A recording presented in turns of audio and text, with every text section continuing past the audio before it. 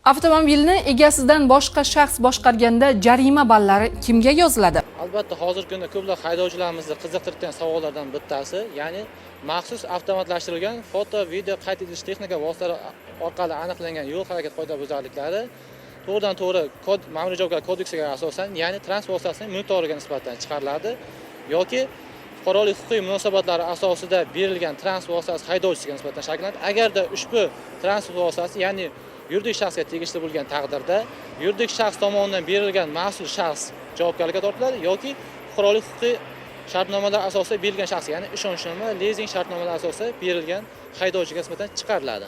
Masalan, ota o'z transport vositasini o'g'liga boshqarish uchun berdi. Ota haydovchilik guvohnomasiga ega emas. O'g'li tomonidan sodir etilgan qoidabuzarlik uchun jarima ballari ota uchun yoziladimi yoki o'g'ilgami bu holatda? Ishonchnoma rasmiylashtirilmaydi-ku. Albatta, bunday holatlar ham ko'p uchrab turadi.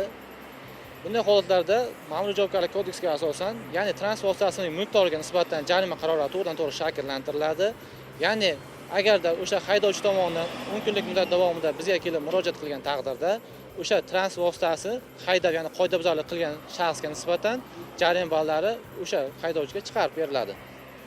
Katta rahmat. Jarima ballarini 12 ball to'plagan haydovchilar 6 oy muddatga avtotransport vositasini boshqarish huquqidan mahrum bo'ladi.